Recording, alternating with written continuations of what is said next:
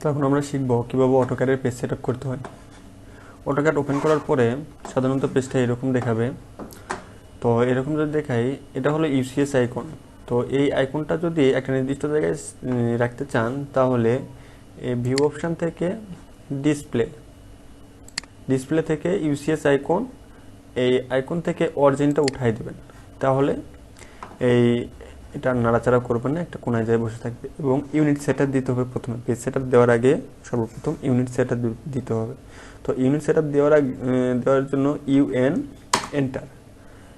এখানে এসে আর্কিটেকচারাল 0/0, এখানে আছে ইঞ্চি থাকবে, সমস্যা নেই। তারপরে ওকে, ইউনিট সেটআপের কাজ শেষ।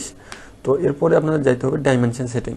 তো ডাইমেনশন সেটিংয়ের জন্য আপনারা এখান থেকেও যাইতে ফরম্যাট থেকে ডাইমেনশন স্টাইলেও যাইতে পারবেন, অথবা যদি আপনারা মনে করেন যে শর্টকাট ইউজ করবেন, তো শর্টকাটের জন্য ডি এন্টার দিলে আপনারা খুব সহজেই ডাইমেনশন সেটিংয়ে যাইতে পারবেন। তো এখানে স্ট্যান্ডার্ড আছে, আপনারা যদি নিউ একটা ডাইমেনশন সেটিং দিতে চান, তাহলে নিউ এর চাপ দিয়ে আপনারা ইচ্ছে মতো নাম দেবেন। যেমন আমার নাম রবিউল, RABIUL। একটা ফোল্ডার খুলে আপনার নিজের মতো করে পেজ সেটআপ দিবেন। তো সাপোজ ধরেন যদি আপনি অন্য কিছু করবেন না, শুধু পেজটা সেটআপ দিবেন। হ্যাঁ, যদি এখানে শুধু আর্কিটেকচারাল দিলেও আর্কিটেকচারাল এখানে, আর এই পজিশন এটার স্কেলের ব্যাপারটা হলো যে আপনার যদি 0 ফিট 0 ইঞ্চি দেন, তাহলে আপনার 1 ইঞ্চি যেগুলো 1 ইঞ্চির পরে যেগুলো মাপ আছে সেগুলো আপনি দেখতে পাবেন না। আর এখানে 1/2 দিলে, তো এটা আপনারা 1/2 ইঞ্চির পরের মাপগুলো আর দেখতে পাবেন না। তো সাধারণত কাজ করার ক্ষেত্রে 1/4 হলে হয়ে যায়, সমস্যা নেই। 1/4, 1/2, এটা যে যার মতো করে। আমি সাধারণত 1/2 করি আর 1/4 করি। তো এখানে আপনার ইচ্ছা, কিন্তু 1/4 রাখাটাই ভালো, বেটার। কারণ আপনার অনেক মাপ 1 ইঞ্চির পরে না দিয়ে গেলে অনেক জায়গায় কনফিউশন পড়ে যায়। দেখা যাচ্ছে যে আপনার এখানে মাপ হলো 1/2 ইঞ্চি, ওখানে দেখায় ওরা 1 ইঞ্চি। তো এক্ষেত্রে অনেক কনফিউশনে পড়ে যায়। তো সেক্ষেত্রে আপনার ওটা 1/4 দেখানোই ভালো। আসলে 1/4 পরে মাপগুলো ওইভাবে কাউন্ট করা যায় না, অনেক কষ্ট হয়ে যায়। সেক্ষেত্রে 1/4 রাখলে আপনার সুবিধা হবে। তো এর উপরেও বেশি যায় না, 1/4 উপরেও। প্রাইমারি ইউনিটের কাজ শেষ।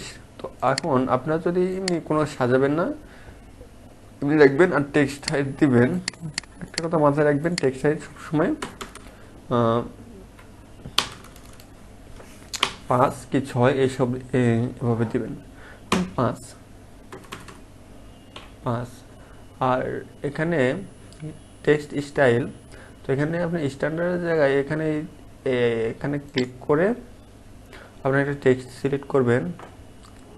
টেক্সট সাধারণত আমি যেটা ইউজ করি,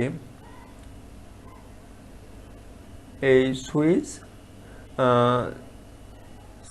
721 LTCNBT, এটা অনেক সুন্দর একটা টেক্সট, আপনারা চাইলে ইউজ করতে পারেন।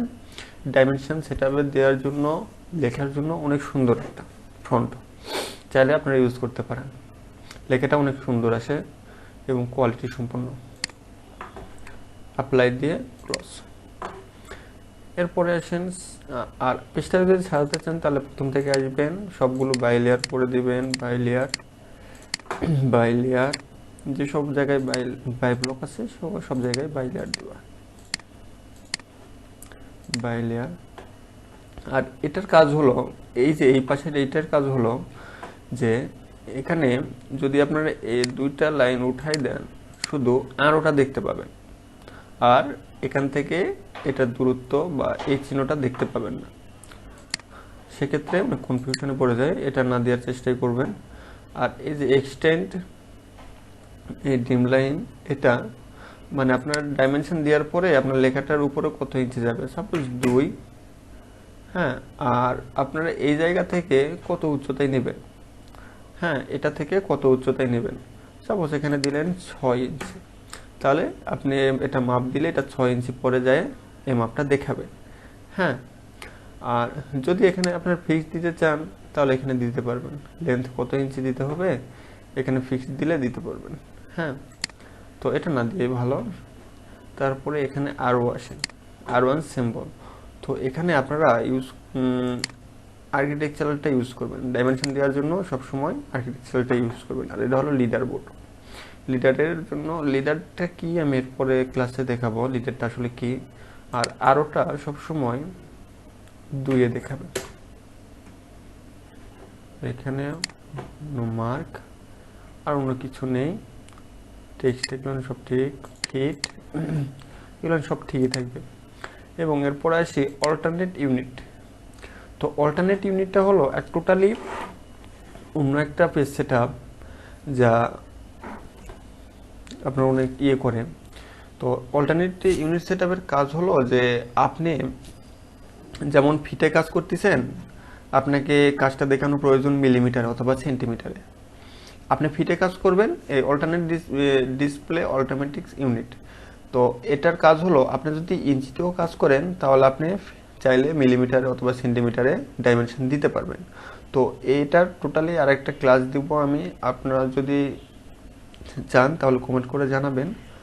আমি এটার পুরোটা একটা ক্লাস দেব, কারণ এটার হলো যে অনেক জায়গায় আপনার সেন্টিমিটারে কাজ চাই, মিলিমিটারে কাজ চাই। সেক্ষেত্রে আপনার অনেক হয়ে যায়, মাপটাপগুলো অনেক হয়ে যায়।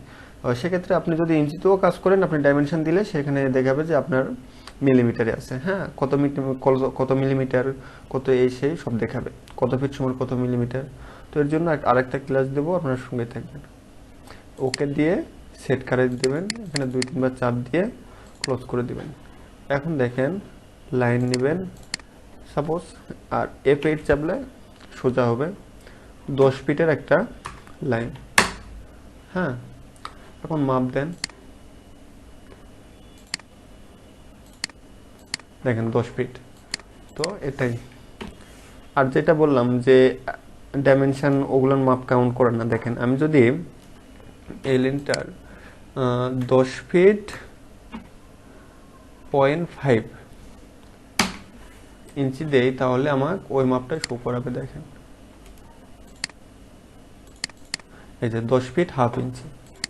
আবার যদি আমি এই লাইনটার 10 ফিট 0.25 দেই, তাহলে দেখেন ওই মাপটাই আমার শো করবে। এই যে 10 ফিট 1/4, মানে 1 মানে 100, 4 মানে 100, 4 দিয়ে ভাগ করলে 0.25। হ্যাঁ, তো আশা করি আপনারা বুঝতে পারছেন। ধন্যবাদ এতক্ষণ সঙ্গে থাকার জন্য।